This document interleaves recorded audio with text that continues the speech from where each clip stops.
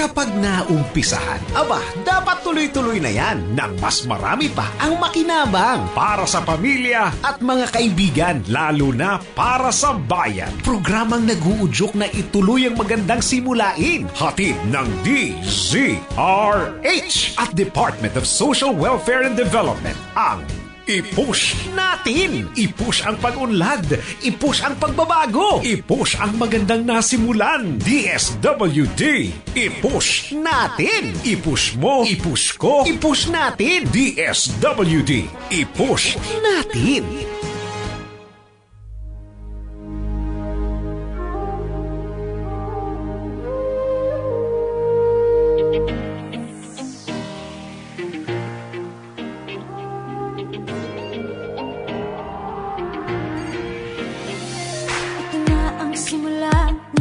Bago, wala sa pagkadapa, ako'y babangon. Isusulong ko'y adikaing umunlad at makatulong para sa pamilya at sa kapwa. Hihinangin sa mga palad ang bagong pag-asa. Pasan ko sa balikat ang mga munting pangarap, at ang bawat hakbang ay papunta sa tagumpay. Ako ang papanday ng aking buhay, dahil kaya ko mangin ang talino.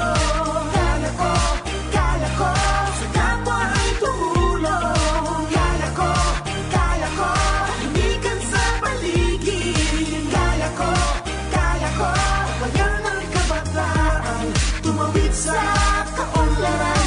Lahat ng ito ay kaya nating abutin. Kaya natin ito. Kaya ko Kaya ko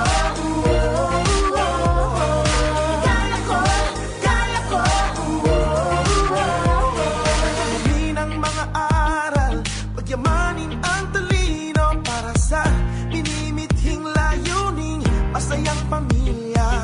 Malakas na pangangatawan, mataas na antas ng edukasyon, nang may maayos na pamumuhay na sa akin ang pagbabago. Kaya ko ang lawin. Kaya ko halin ang kalikasan.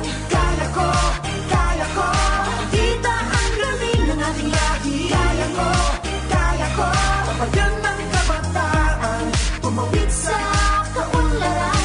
Lahat ng ito ay kaya nating makamit. Kaya natin ito. Magandang umaga po mga kababayan. Ako nga po si Dodi Lacuna at kamusta po ang pagbubukas po ng magandang at medyo hindi nagmamadaling umaga ngayon pong Sabado. Ayan, sa unang linggo pa rin ng bagong taon. Ito nga po ang bagong programa din na nagniningning sa pamamagitan ng tulong at benepisyo at iba mga pinararating po ng DSWD, lalo na sa mga kababayan natin na patuloy na nagtitiwala sa kanyang kakayahan at katapatan ng ating pamahalaan sa pamamagitan muli ng DSWD.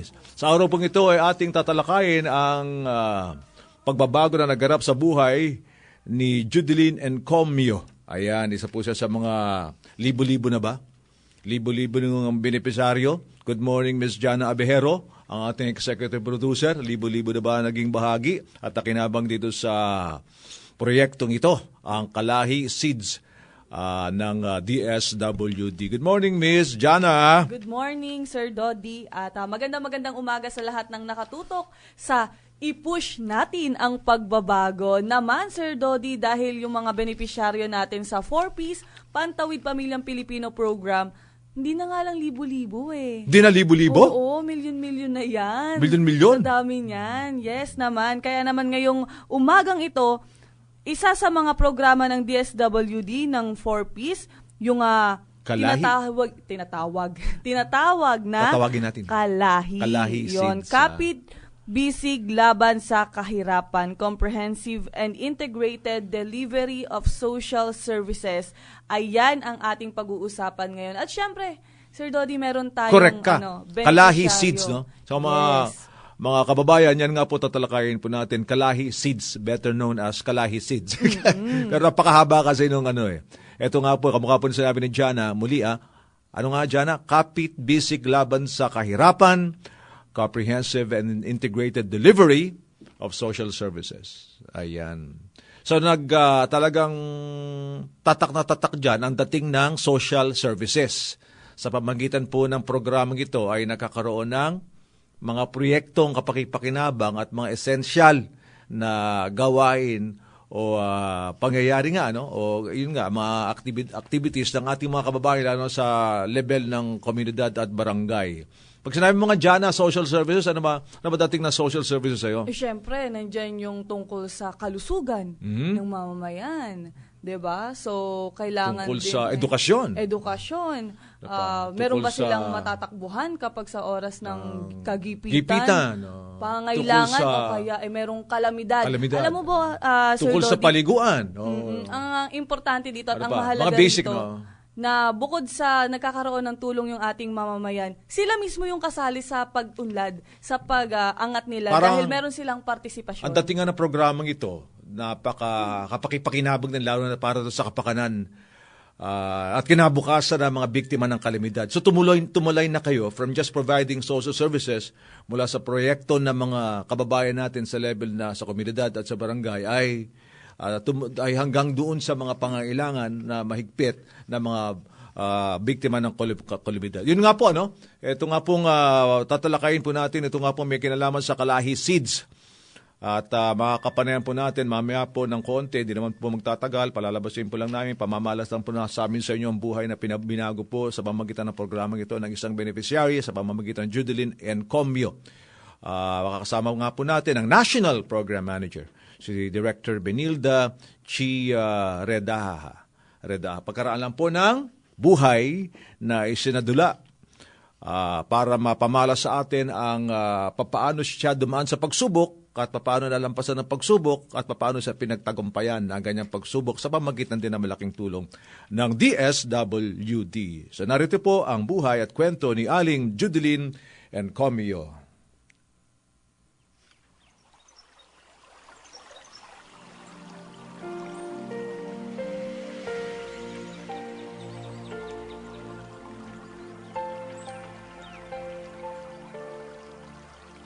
Hay, salamat sa Diyos. Malapit na natin magamit itong community center.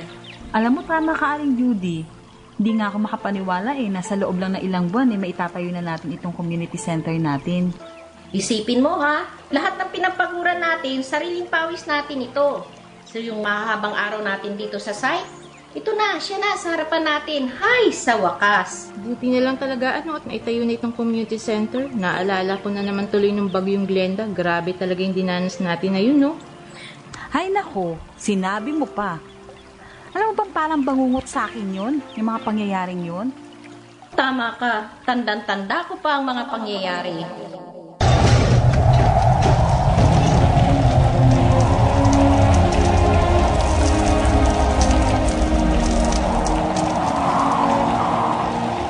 Judy, kailangan na nating malis.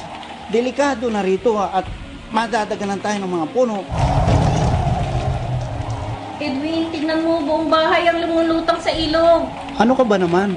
Kunin mo na ang mga anak natin at lilikas tayo. Hindi na tayo pwedeng manatili dito. Saan tayo pupunta? Baka bago pa tayo makakarating sa school, nadaganan na tayo ng mga puno. Makituloy muna tayo sa kapitbahay. Bilisan mo. Saan? Tignan mo yung paligid. Pati mga bahay nila wasak na, tumba na. Wala na tayo matatakbuhan. Ma! Pa! Saan po tayo pupunta? Natatakot na po kami. Mama, yung bubonga tatanggal na! Edwin, paano na ito? Anong gagawin natin? Huwag kayong mag-alala. Mayawa ang Diyos. Hindi tayo pababayaan. Judy! Judy! Sumama na kayo sa amin! Tara na! Doon tayo sa bahay namin! Matibay yun! Mas ligtas doon! Pa, halina po kayo. Umalis na po tayo dito. Halika na, Edwin. Bitbitin mo mga bata. Bilis! Hindi na kayo mga anak!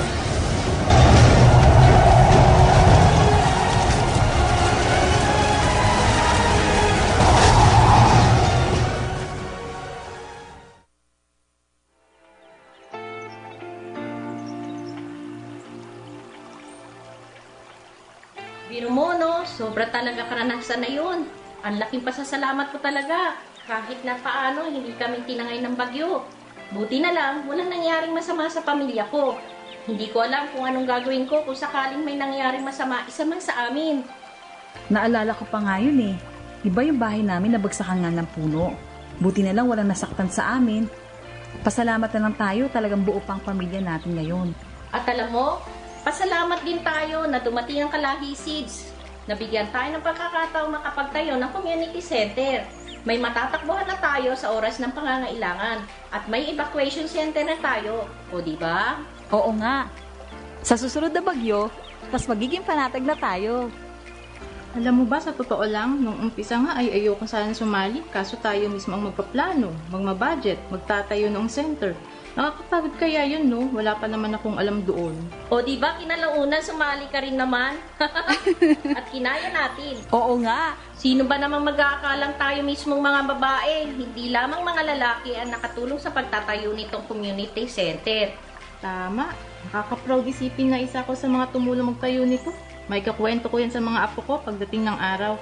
Alam mo ba, isa ang lola mo sa nagtayo nitong community center. O, di ba? San ka pa? At alam mo, kahit mahirap, talaga nakakapagod. Ay, nag-e-enjoy naman ako sa ginawa natin. Ako nga, Ate Judy. Biruin mo, magsaligsig ka ba naman ng buhangin? At magbuhat ng hollow blocks buong araw? Ang sakit kaya sa katawan noon. Oo nga. Pero kita nyo naman, lahat ng pinagpaguran natin, ito na siya sa harapan natin. Sa atin na to, mapapakinabangan na natin ito. Excited na ako. Oo nga, ako din excited na eh. Ate Judy, halina po kayo. Magsisimula na po yung meeting natin. Halika na, pasok na tayo. Ay, sige po ma'am.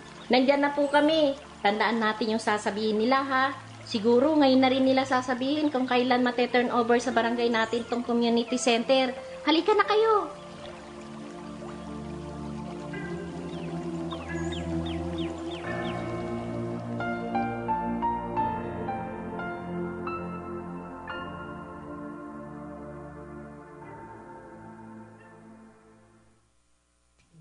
Yan nga po ang buhay ni Judeline Encomio sa pamamagitan nga po ng programang Kalahi Seeds ay nabago ang kanyang buhay at ang hinaharap po ng kanyang pamilya. At syempre, Sir Dodi, ang mga gumanap sa dulang iyan ay kinabibilangan ni na Josie Obrique, Kikoy Quintos, Leilani Zata, Elena Flores, Edward Gonzalez, Sarah Villarreal, Bernadette Aligaen, Patricia Platon, at Heldy Ayuste. Ayan.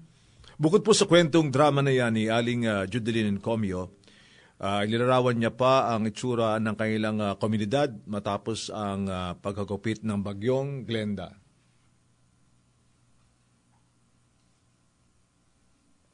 Nung humupa po yung bagyong Glenda, nung umaraw na po, nakikita na po ang liwanag. Ang itsura po ng aming kapaligiran ay tulad po ng sa aming bahay, wasak po ang pader po ng aming kusina at sala, wasak na po yun. Ang mga yero po wala na, nagliparan na. Ang kapitbahay po namin, ang mga bahay-bahay po nila, yung mga tanggal po ang bubong, halos po karamihan. Kahit saan po kayo tumingin, makikita niyo pong grabe po ang pinsala. Tapos nung kami huy nag-area, sumama po ako sa aming kabarangay na maglibot-libot para po makita namin kung sino at ang mga napinsala sa amin. Nakita po namin mga malalaking puno, nakaharang po sa daan mga nagsisipagtumbahan, may mga nadaganan pong bahay. Ang amin mga kabarangay kanya-kanya na pong ano pang mapapakinabangan doon po sa mga nasira po nilang kabahayan. At mga basang damit, mga basang kagamitan na nagsipagpangalat. Pero sa halip na umasa lang sa tulong ng kahit sino, pinili ni Aling Judeline na maging inspirasyon sa kanyang mga kapitbahay at maging isang parent leader sa kabila po ng hirap na idinulot sa kanilang buhay ng bagyong yon. Maliban po sa ako po isang Kalahi volunteer ay isa rin po akong parent leader ng Pantawid Pamilyang Pilipino program. Kami po, ako po ay may grupo din pong nahawakan. Minatasan din po kami ng asa DSWD na kami po ay magbisita o bisitahin po namin ang amin pong mga area para po malaman namin, may report po namin kung sino-sino po ang mga napinsala, kung sino po ang na-wash out ang mga bahay para may tala namin kung sila nga po ay totally damaged o partial damage lamang. Nakita ko po halos karamihan po ay ang bahay po talaga ay sira. Meron din pong sa mga kagrupo ko ay talaga pong ang bahay po ay ubos kung bumagsak po talaga, ultimo po haligi ay wala. At malaki naman ang syempre naging papel ng Kalahi Seeds sa pagbangon ng barangay kung saan nakatira ang pamilya ni Aling Judeline. At kasama po natin sa oras pang ito ang National Program Manager, kamukha po ng binanggit ko kanina, ang National Program Manager ng Kalahi Seeds ND or NCDDP na si Dr. Benilda, naging doktora. Senior, pasensya na po, nasa senior moment ako. Basa ko po, doktor. Ayan. Director pala. Ayan. Director Benilda Chi Redaha, no? Good morning po, Director. Good morning, Dodi. So ano po ba talaga itong Kalahi Seeds? Ang Kalahi Seeds ay isang programa ng DSWD. Ang layunin niya, tumulong sa mga mahihirap na munisipyo at komunidad, no? Para tugunan ang kanilang pangangailangan for basic services. May 3 siyang layunin. Ang una, empowerment, no? Palakasin ang kakayanan ng ating mga mamamayan upang tumulong para tugunan o bigyan ng solusyon yung mga pangangailangan at suliranin nila sa komunidad. Ang ikalawa, governance, good governance, no? Sa pamamagitan ng pamamaraan, natutulungan din natin na mas maging responsive, accountable, at transparent ang local governments. At ang pangatlo, sa pamamagitan ng pagbibigay ng tulong sa ating mga mamamayan, ay nilalayon din natin na masugpo ang kahirapan. So sa 3 ito, ilan ba talaga ang ngayon ay nagmamarkang malaki ang kapakinabangan para sa ating mamamayan? Mula po nung 2002 na nagsimulang ipilot ang Kalahi Seeds hanggang ngayon, mahigit sa 19,000 barangay na 19,000 barangay ang natutulungan ng Kalahi Seeds. Ngayong taon na ito naka full steam, ibig sabihin yung kabuuan ng mga barangay na yon ay matutulungan namin o higit pa sapagkat may mga iba pang programa ang gobyerno natin na ipinatutupad din ng Kalahi Seeds, ginagamit yung strategiya na tinatawag na community-driven development. Medyo big word siya. Ang ibig sabihin lang, ang binibigyan mo ng power o kapangyarihan ay ang mamamayan sa pagdidesisyon at paghawak ng mga resources. At sa panig naman po ni Aling Judeline, sa pamamagitan nga po ng barangay assembly nila, nakilala nga ang Kalahi Seeds at narito muli ang kanyang tinig. Hindi pa po nangyayari yung sa Bagyong Glenda. Yung mga sangguniang barangay po, naglibot na po, pinagbibigay alam na po ang mangyayari pong barangay assembly. Ang agenda po ay yung sa Kalahi Seeds. Doon po pinaliwanag po sa amin kung ano po ang Kalahi, yung kung paano ho gaganap ang Kalahi sa pagtulong po sa komunidad. Tinuro po nila ang proseso, paraan kung paano kami mabibigyan ng proyekto, kung kami ang pipili kung anong proyekto ang nais namin, kung paano ito isa sa katuparan. Pagkatapos ko ng pagpapaliwanag natin kung sa Kalahi ay nagkaroon ako ng botohan, yung sa volunteer nga po. Kasi yung napili ko namin proyekto ay kailangan may katuparan, pero bago may katuparan ho yun, dapat po may mga volunteer o may mga taong gaganap. At isa din nga ho ako doon yun, isa ho ako sa napiling volunteer. Yan nga po ang tinig ni Aling Judeline Incomio, isa po sa mga libo-libong beneficiary nga po ng proyektong ito ng DSWD, ang Kalahi Seeds. At nasa studio nga po ang director nga po ng national program nito na wala pong iba kundi si Director Benilda Chireda.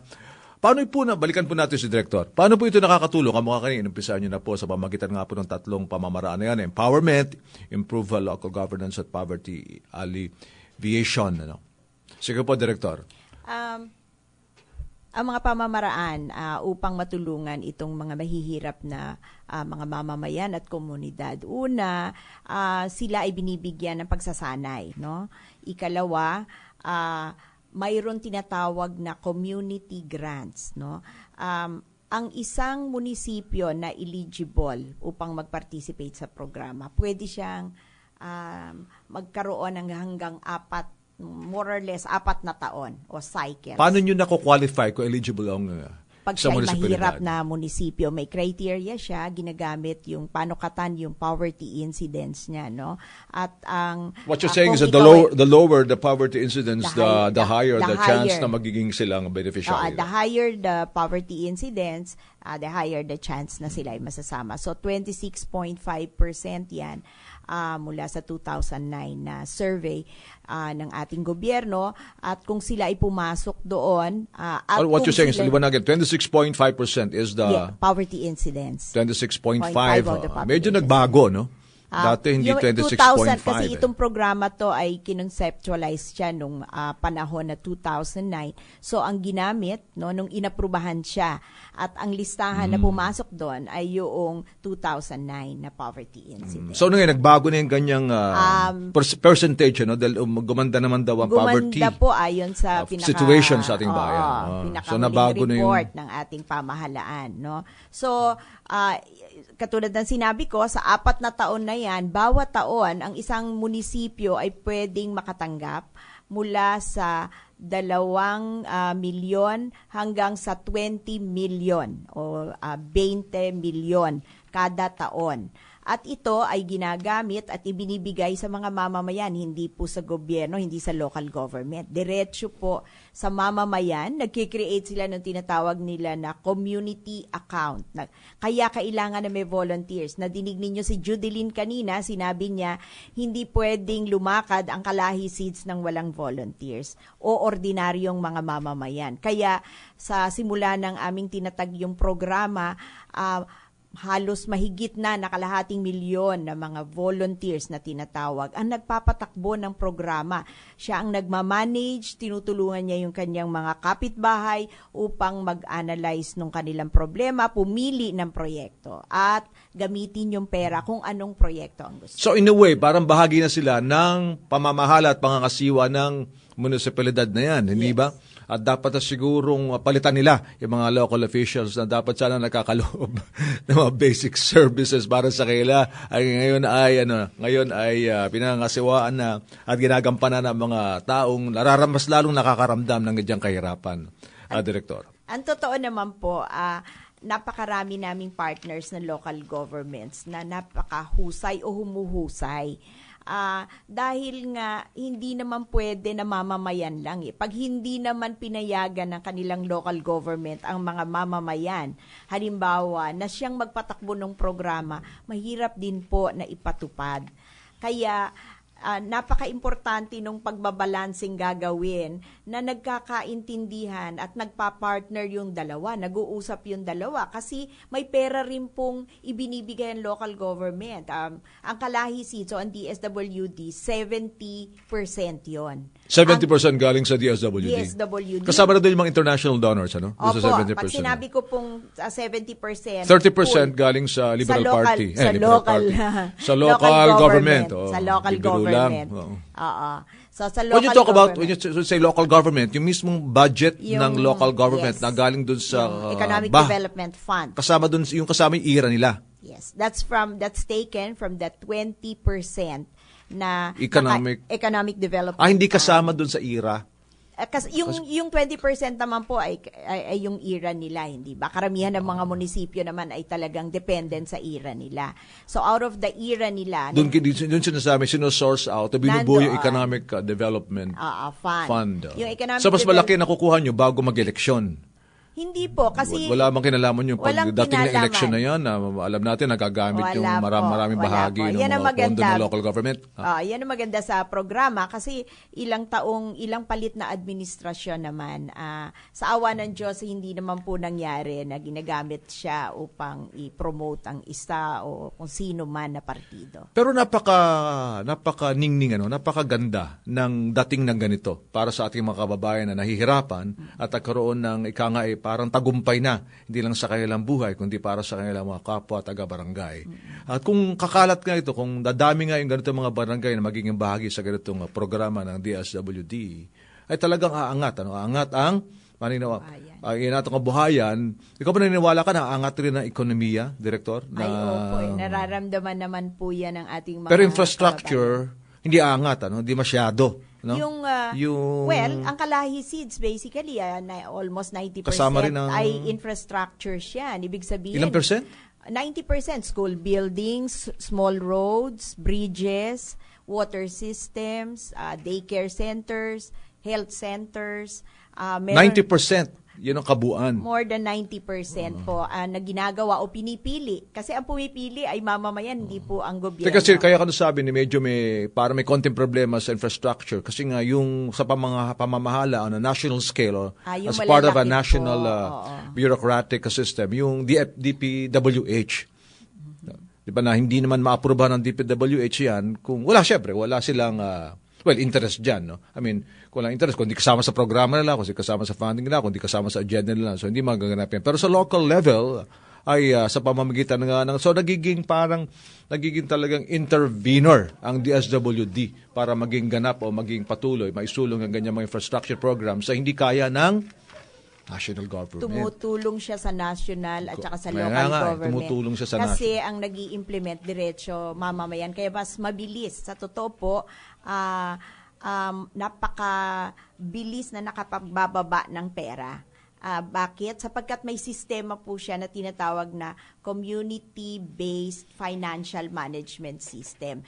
Nag-o-open ng sariling account, pero sinusupervise at nag-a-account din po siya sa COA sapagkat ino-audit din siya ng COA. Siyempre. Opo. So, dinideposit ang pera sa account na yan ng mamamayan, minamanage, tinuturuan sila para i-manage at mahigpit ang aming monitoring para masiguradong maayos ang management yan. At gumagamit sila ng tinatawag naming community-based procurement system. Hindi po kayo maniniwala, meron kaming mga volunteers, high school, meron nga hindi nakagraduate naman lang ng elementary, pero marunong mag-procure. Sa gobyerno po, yung concept ng procurement, minsan parang ang hirap nating isipin na kayang gawin siya ng ordinaryong mamamayan. Sa Kalahi Seeds, ginagawa yan at gusto ko pong isang... So ito sinasabi mo, ito ba hindi basta limitado lamang para sa mga pantawid pamilya beneficiaries? Ang gusto ko pong sabihin, importante po na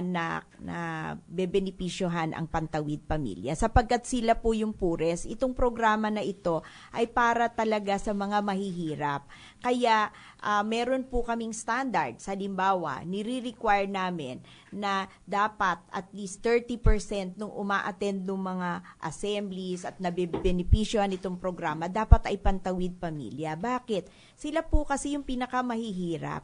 Sila yung nangangailangan talaga ng tulong. Pero kinikilala namin, hindi lamang sila ang mahirap na nangangailangan. Marami pang iba. Meron tayong indigenous peoples, di ba? Ang mga kababaihan, yung mga nasa conflict, yung naiipit sa giyera, hindi sila maka-access ng services. So, kasama sila sa dapat na nagdidesisyon at binibigyan ng benepisyo nitong programa. Pero sinasabi mo, on a regular basis, dapat mga kasama muna, kabalikat o bahagi ng Pantawid Pamilya Pilipino Program ang magiging mga benepisyaryo ng ganitong programa. Marami pong volunteers ay parent leaders din ng Pantawid kasi sila po ay sinasanay din ng Pantawid. So, humuhusay sila dun sa tinatawag nating good citizenship. At parte nun ang pakikilahok nila sa mga desisyon na mayroong kaugnayan sa kanilang pag-unlad.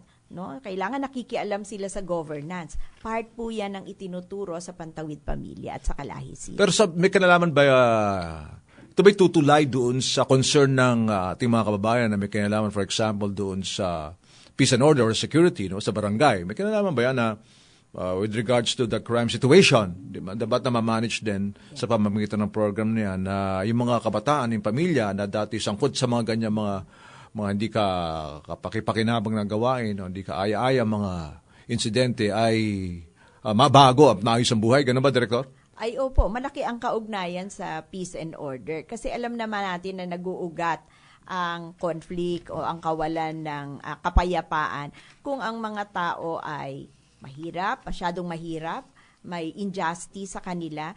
Subalit kung nararamdaman ng mga tao na may serbisyo sa kanila, kung nararamdaman niya na parte siya ng pamamahala ng lokal na pamahalaan at ng national government, mas mababawasan kung hindi man natin matuluyan na mawala yung mga digmaan at conflict. Kaya malaki ang kaugnayan nito. Tumutulong siya para mas buksan din ang isip ng mga tao, no, na may ibang pamamaraan kaysa sa ikaw ay humawak ng baril. Yun po siguro yung value ng mga programang katulad ng Pantawid at ng Kalahisin. Sa mga conflict areas, kamukha na nabanggit mo, halimbawa dyan sa Mindanao, Apo. Alam natin na medyo may problema itong bagong batas na may kailangan doon sa bagong lugar o itong developments na hindi makakapasa sa Kongreso sa Senado. Ito ba medyo may kaugnayan din? Magiging problema ba para sa DSWD kung ating mga kapwa Pilipino dyan sa Mindanao, mga kapatid natin Muslim ay magkakaroon ng ganyang hinaing muli, magkakaroon ng ganyang problema muli sa ating pamahalaan? Yung kawalan po ng kapayapaan, kahit saan mang parte ng Pilipinas o ng mundo, meron pong kaugnayan sa ating lahat. So may interest po tayong lahat, hindi lang ang DSWD na mapanatili yung kapayapaan. Kaya ang sinisikap nating gawin, palawakin yung application ng tinatawag na Community-Driven Development Strategy kasi napatunayan na kaya naman pala ng mamamayan. Napatunayan natin na pwede pala siyang pagtiwalaan ng pera, no? So kung pwede nating magamit siya bilang pamamaraan para i-deliver yung mga services sa mga mahihirap at lalo na yung mga hindi mo naaabot, hindi kayang abutin ng gobyerno manang madalas sapagkat napakalalayo Sino ang nandun? Ang nandun ay local government, ang nandun ay mga mamamayan. So kung matutulungan natin para palakasin ang mamamayan, di mas madali ang trabaho sana ng pamahalaan. Doon nga sa conflict areas sa Mindanao, sa nahihirapan nga kayo, ilang porsyento ng trabaho nyo sa tingin nyo ang parang hindi nyo natatagumpayan o na isa sa katuparan gawa nga ng ganyang sitwasyon sa maraming lugar sa Mindanao? Totoo yon. Pagka masyadong matindi ang conflict po, mahihirapan pumasok sapagkat ang karaniwan, hindi ang sagot mo agad ay ganitong klase ng programa. Kasi pagka may putukan, mahirap kang gumawa ng development, di po ba? Kaya ang usually na approach, kaya meron po kaming tinatawag na protective services. Yun naman yung sumasagot sa pangangailangan ng mga taong nadi-displace. Hanggang sa panahon na medyo nag-i-stabilize, pwede nang bumalik ang mga tao, no? Hindi na siya patuloy na nagpuputukan. Oras po natin, 36 minutes after 11. Nandito nga po tayo sa programa ng DSWD. Ang i-push natin ang pagbabago. I-push natin! Pero Sir Dodi, dahil ngayon ay pista ng Itim na Nazareno, meron muna tayong situational report dyan po sa bisinidad ng lungsod ng Maynila. Nandyan nakatutok pa rin si RH2, Noche Kakas. Kumusta dyan, Noche? Yes, dyan nakalagpas na na kanina pa yung poong itim na Nazareno dito sa bahagi ng Manila City Hall na kung saan isang babae kanina ay hindi matay sa kasagsagan ng pagdaan ng itim na Nazareno dito sa lugar, at ito ay si Mary Grace Indita. Ang kanyang blood pressure ay 90/70, kung kaya nagdesisyon itong taga Philippine Red Cross na isakay sa mobile na kanilang sa kanilang ambulance.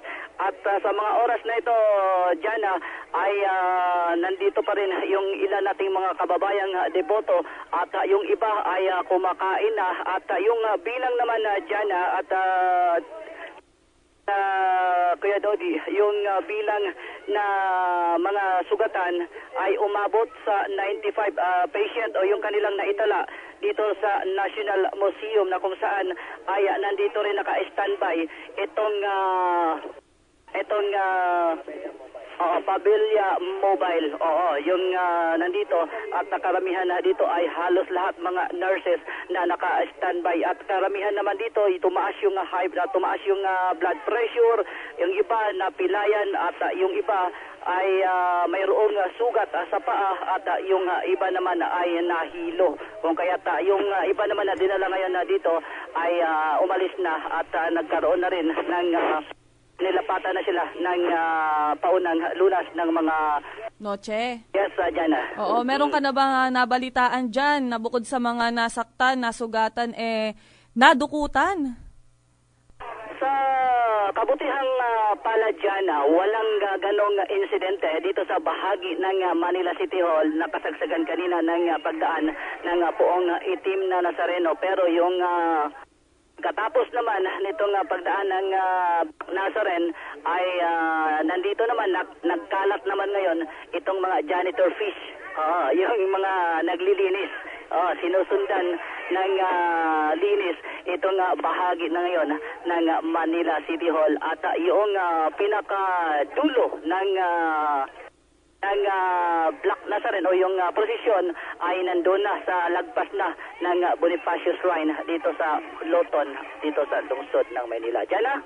Noche, wala bang balita dyan o talaga bang malinis ba yung dinaraanan ng mga deboto dyan? Di ba na nanginigpitan nga ng pulis yung pagkakalat ng mga kung ano-ano, mga kakatusok na bagay, mga tibot, mga bote dyan sa kalye.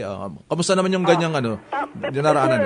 Before, bago dumaan, yung buong itim na Nazareno dito sa bahagi ng Manila City, yung pinakaharapan, ay nagkalat din kanina yung mga vendors, yung mga stick ng fishball, nagkalat, kung kaya ito rin ay isa sa mga dahilan ng pagkaroon ng sugat itong ating mga kasamahan o itong mga ilan nating mga deboto na nasugatan sa kanilang paa daw. Okay, so yan ang sitwasyon, yan ang DCRH News, RH2, Noche Kakas, naglilingkod sa pagbabalita. Maraming salamat, Noche Kakas. Maraming salamat, Noche Casas. Kakas. Sorry, senior moment na naman tayo. Balikan natin, Jana, si Director Redaha. ating bisita si Director Benilda Chi Redaha. Director, yun nga po, nabalik tayo sa Kalahi Seeds. So, paano ba magiging bahagi? Ayan, siyempre maraming interesado ngayon. Paano ba magiging bahagi ng Kalahi Seeds? Una, ang mga munisipyo na tinatawag naming eligible, ibig sabihin nandun kayo sa listahan na pwede talagang bigyan ng programa. Sa ngayon, 847 yan, yung qualified, no? Using the poverty incidence. Kayo po ay makikipag-ugnayan doon sa DSWD Field Office na kung saan nandun ang inyong munisipyo. O kaya naman kayo ay pupuntahan para kayo ay tinatawag namin na i-enroll. Ibig sabihin, tanungin. Unang-una, ang local government kung nais ninyong maging bahagi ng programa. Pag kayo po ay na-enroll, magpipirmahan tayo ng Memorandum of Agreement na sinasabi natin, ito ang pamamaraan na gagamitin natin, susunod tayo sa mga palisiya, at pababayaan natin ang mga mamamayan na siyang magdesisyon. Pag nagsimula po yan, may papasok na mga staff namin at tutulungan ang mga mamamayan, makikipag-ugnayan sa local governments at sa iba pang mga ahensya doon upang simulan na yung proseso na ang mga tao ay inaakay o binibigyan mo ng guidance, no, para piliin ano ang solusyon na gusto nila. Ano ba talaga ang proyekto na gusto ninyo na tutugon sa pangangailangan ninyo? Yun naman mga volunteers, paano kayo nakakalikom ng mga volunteers? Ang dalawang paraan po, kung nauna na ang Pantawid Pamilya, bibo po ang mga Pantawid Pamilya natin na parent leaders. Kaya karaniwan, sa ngayon po, ang bilang namin, almost 56% po ng mga volunteers sa Kalahi Seeds galing sa Pantawid Pamilya. So kung nauna ang Pantawid Pamilya, malamang, o kaya ang Sustainable Livelihood Program, isa pa pong programa yon, livelihood naman ng DSWD, malamang sila rin po ang pipiliing volunteers. So may barangay assembly, ang barangay assembly ang siyang pipili ng sino ang gusto nilang mamahala na mga volunteers sa proyekto. So marami po yan at the minimum in a given period, mayroong minimum na 15 na volunteers na mapipili. So itong mga volunteers, kahit pa paano may tinatanggap na allowance, so... Wala po. Sila po ay talagang... benepisyo. No? Wala po. Sila po ay nagsiservisyo. Kung sila ay magtatrabaho po doon sa construction ng kanilang proyekto, pwede po silang bayaran nung labor. So yun po yung benepisyo nila. Minsan, at natutuwa ako kasi marami-rami na itong mga local governments na ganito. Ang local governments, nagbibigay sila ng incentives sa mga volunteers kasi malaking bagay sa local government na may tumutulong. Imagine mo, makakapagtayo ka ng kalsada, halos 30% lang. Kaya sa tuwa nila, binibigyan nila ng incentives minsan ang ating mga local mga volunteers. At nasabi niyo pong volunteer lamang ang mga nagiging membro nga po ng Kalahi Seeds. Mismong si Aling Judeline ay nagkwento ng ilan sa mga pagsubok na kailang naranasan sa pagiging aktibo sa Kalahi. Pakinggan po natin ulit si Aling Judeline. Hindi naman ho nakakailan hindi rin ho tanggap. May iba hong kaisipan na hindi tanggap ho ang panahon binibigay po namin sa proyekto.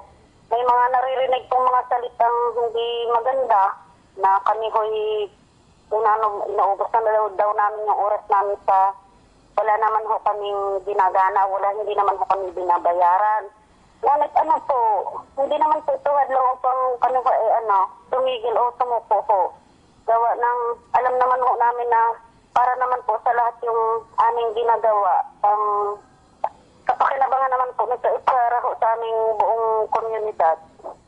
Yung mga kapwa ko volunteer po masasabi ko naman po na matatag din po mga katulad ko. Saka porsigido po kung magbigay ng panahon para sa aming proyekto sa aming barangay. Ano man ho ang mga negatibong salita na naririnig po namin, lalo na po sa hindi naniniwala po sa hangarin namin, hindi na po mahalaga kasi ang magandang napagtutuunan na lang ho namin ng pansin ay yung magiging kalalabasan po nito, magiging katuparan po ng aming proyekto.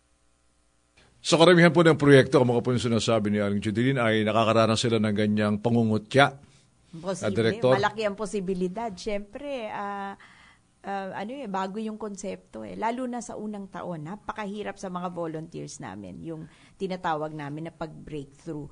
Pero pag nalampasan nila yon, ang laki ng paggalang.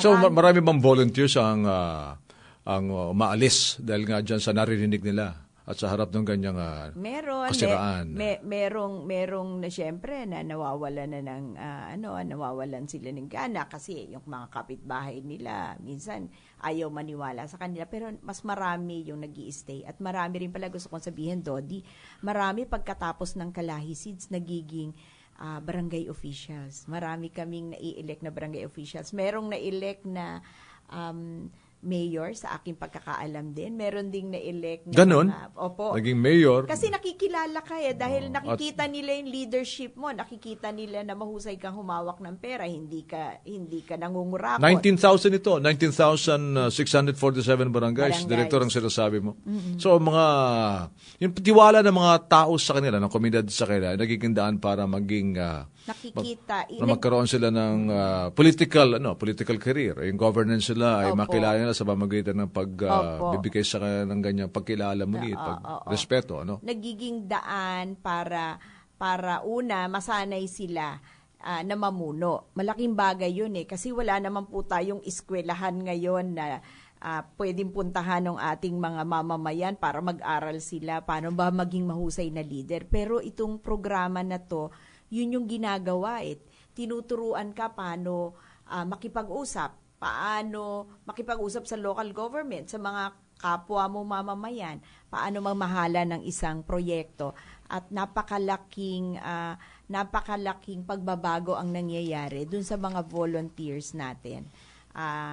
Kahit isang taon lang, makikita mo agad yung transformation. Yung pagsasalita lang na may confidence sila sa barangay assembly para sabihin, ako ay mamamayan, may karapatan ako na maging bahagi ng decision making sa ating barangay o sa munisipyo. Malaking bagay po yun. So nabanggit yung bilang na mahigit sa 19 na libong mga barangay. Bakit hindi ba kasama doon ang Regions 2, NCR at ARM? Bakit nagkaganon? Sapagkat una ang NCR at 2 dahil hindi po sila nakasama doon sa yung kanilang mga munisipyo at saka ay hindi nakasama doon sa tinatawag nating poor municipalities. Ang ARMM sapagkat may sarili po silang programa.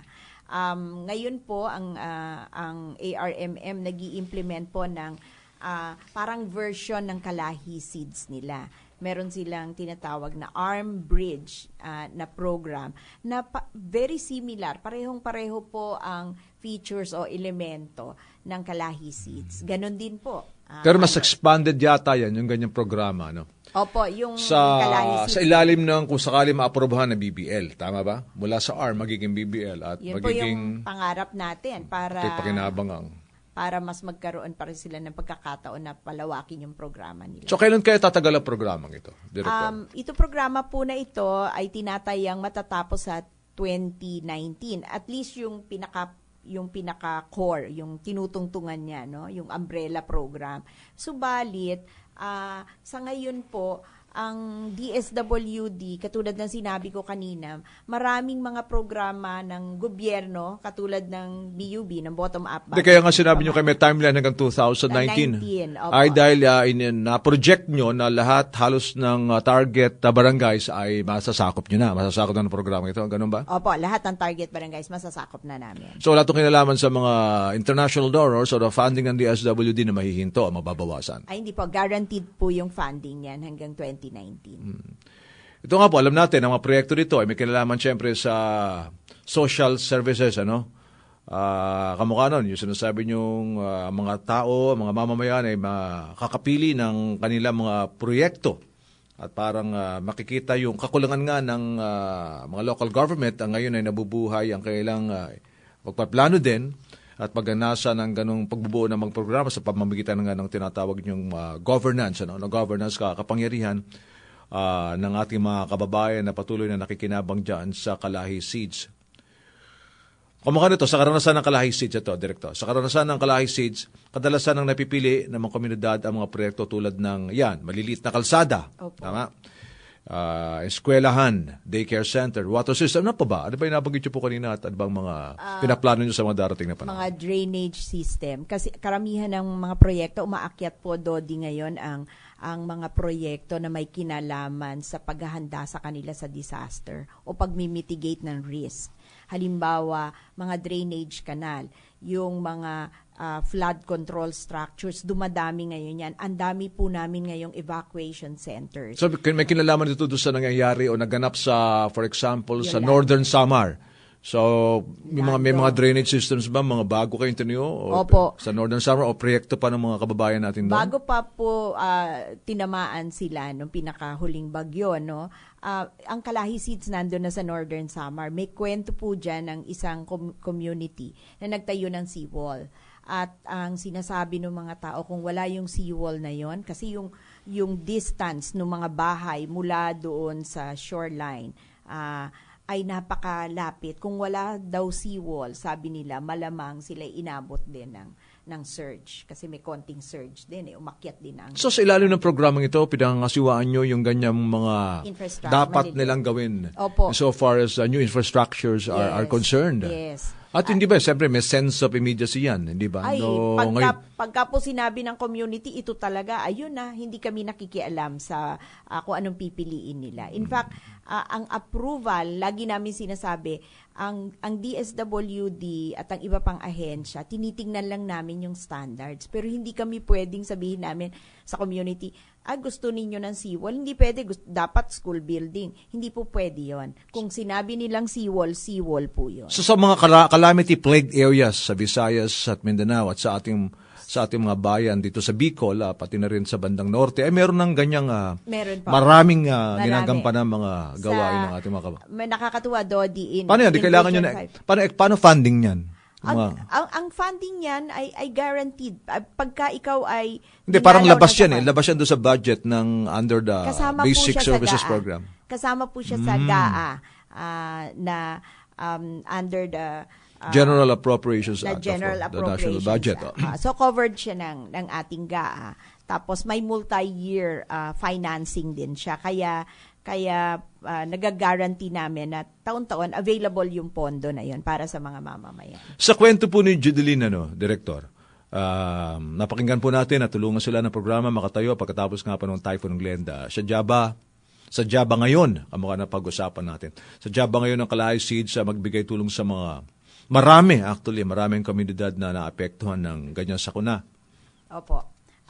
Pagka ikaw ay nagkaroon ng sakuna, krisis, halimbawa dala ng matinding bagyo, ang trigger lang upang maisagawa mo yung tinatawag namin na accelerated procedures. Pinabibilis yung procedures para makatugon ka agad ay declaration lang ng calamity. Pwedeng ng barangay, pwedeng ng local government, ng municipal, provincial, at pwedeng ng presidente.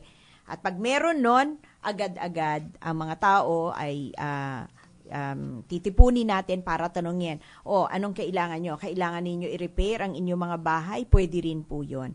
Kailangan ninyo ng evacuation center? Pwede yun.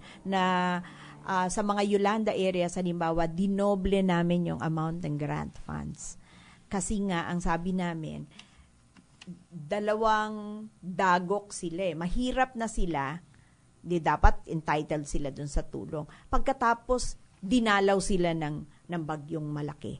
At nasira halos lahat ang kanilang kabuhayan at ang kanilang mga ari-arian. So, dinoble namin yung pondo na binigay para sa kanila. Kaya marami sa mga barangays namin, minsan 2 ang proyekto na napunta, na nakuha nila in 1 year. Normally, pag regular lamang na cycle yan, minsan 1 lang. At sa tulong nga po ng Kalahi Seeds, binida ni Judeline, ang pagbabago nangyari sa kanyang buhay at maging sa kanilang komunidad. Nakita ko pong pagbabago sa aming pamayanan, sa community pagkatapos ng Glenda. Yung mga katulad ko po at saka kapag-volunteer, naging aware ho sila sa nangyayari ho sa aming kapaligiran, sa aming pamayanan. Nakita ho nila ang kakulangan, katulad ko. Saka malaking pagbabago po siguro nagkaroon na po nabigyan kami ng community center na ninanais namin, na hinihiling po namin, lalo nga po nung naranasan po namin. Sa pagsasagawa naman ho noon, marami pong nagbago, gawa nagkaroon ng people empowerment o nagkaroon po kaninang pagkakaisa ang buong komunidad ay ng karapatang magsalita, nagkaisa ho kung anong kailangan ng barangay, nakapag-desisyon ng para sa kabutihan po ng lahat po ng nakakarami, lahat po ng pamayanan na pwedeng makinabang. Yan po. Yan nga po ang tinig ni Judeline Comio, isa po sa mga beneficiary ng Kalahi Seeds program. Sa ating patapos, Director, siguro pwede nyo ikwento sa inyong pamamahagi ng huling pananalita. Ito nga pong si Judeline ay tinaguri ang bayani ng Kalahi Seeds, kasama po ng maraming bayani po sa programa pong yan. Una, gusto kong sabihin, Dodi, saludo ako sa iyo, Judeline, kung nakikinig ka ngayon, napakalayo ng kanyang kinalalagyan, nasa Quezon Province pa siya. Humahanga ako sa iyo sapagkat sa kabila ng hirap na dinanas mo, nasakuna pa kayo, naglenda kayo, pero ang tibay ng paniniwala mo at paninindigan na tama yung ginagawa mo at tumulong ka sa iyong pamayan. Ano pa ba ang pwede mong sabihin sa ganyang kabayanihan? Yung kabayanihan, hindi lang yung nagbuwis siya ng buhay. Importante yung mga katulad ni Judy Lynn, sa tingin ko, no, na nagbubuwis ng kanilang panahon, ng kanilang mga kaalaman upang tumulong sa kanilang komunidad. Kung kaya